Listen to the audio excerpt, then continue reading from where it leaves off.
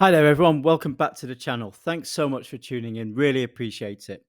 Today, wanted to continue looking at Adichie's use of setting in the novel Purple Hibiscus, and today I'd like us to focus on Nsukka. As I said before, knowing about the settings and the way in which Adichie uses them is going to help you with a range of the different assessment objectives: your knowledge, your understanding, deeper awareness of ideas and attitudes, and also an appreciation of how she uses techniques. And of course, setting is a technique, just like characterization is. And of course, she's using them to explore these settings, themes like freedom, restriction, religion, violence, and so on. Okay, so there's Nsukka. You can see it's not too far away from Enugu on the map. And again, like Enugu, it's not some made up fictional place. It's real. You can go and visit it if you want. Okay, so Nsukka, of course, is where Auntie Ifuoma's home is. And it's where she lives with her children, Amaka, Obiora, and Chima.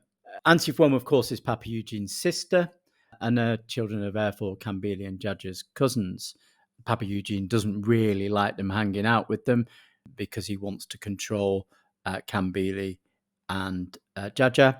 But of course, when they get to go and visit Nsukka, it's a period in their lives where they kind of have freedom for the first time. So, Nsukka, is kind of synonymous with freedom. And freedoms like, of course, Kambili and Jaja not fearing being beaten by Papa Eugene, freedom of speech, freedom of thought, the kind of intellectualism and debates that go on about the state of Nigeria in Nsukka, which wouldn't really so much happen, particularly if their views were different to Papa Eugene's.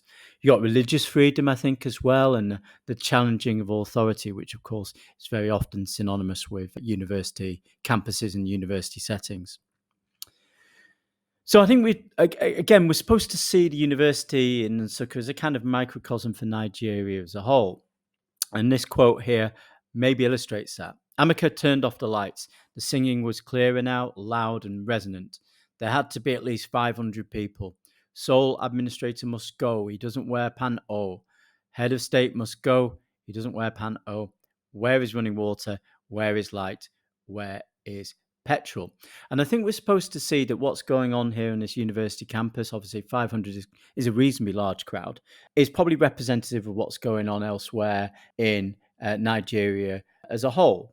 People are fed up with not having basic necessities like running water, heating, electricity, so on. And therefore, they're up in arms about it. We see that here going on university campus is what's going on elsewhere in Nigeria.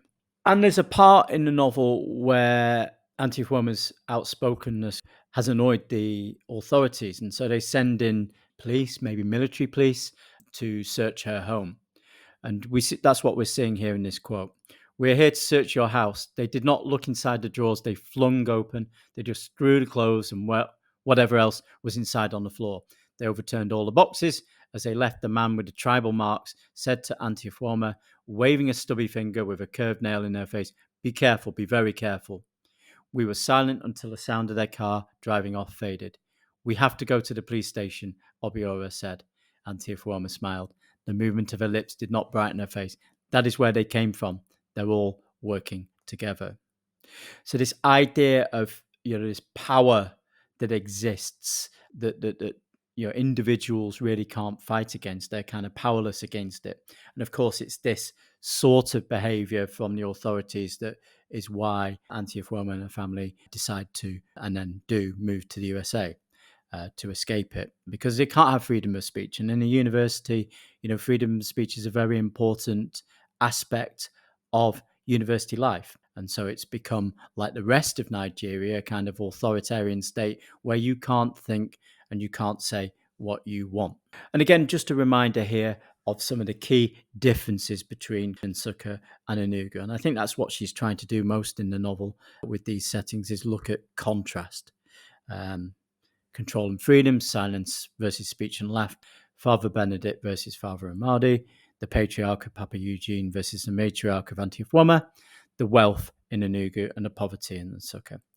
Okay, hope that's been helpful. Please do ask any questions in the comments. And if you want me to make any other videos on purple hibiscus or indeed any subject of English, please drop us a line. It'd be really, really good to hear from you. And of course, do subscribe if you've not done so already so you can get new content to really help you ace your English. Have a fantastic day, everyone. And thanks for tuning in. Really appreciate it.